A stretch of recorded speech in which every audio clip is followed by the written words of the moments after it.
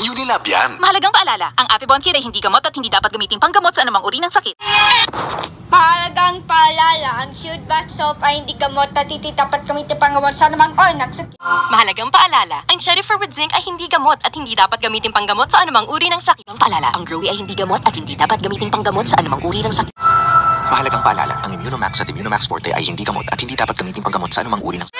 Unilab yan. Mahalagang paalala, ang Celine Gummies ay hindi gamot at hindi dapat gamitin panggamot sa anumang uri ng sakit. Also available in Scott's DHA Gummies. Mahalagang paalala, ang Scott's ay hindi gamot at hindi dapat gamitin panggamot sa anumang uri ng sakit. Mahalagang paalala, ang Frenzy Kids ay hindi gamot at hindi dapat gamitin panggamot sa anumang uri ng sakit. Mahalagang paalala, ang MX3 capsule ay hindi gamot at hindi dapat gamitin panggamot sa anumang uri ng sakit. Alagang Unilab yan.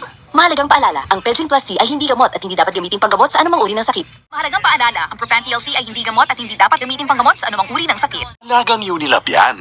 Mahalagang paalala, ang Nutrilin ay hindi gamot at hindi dapat gamitin panggamot sa anumang uri ng sakit.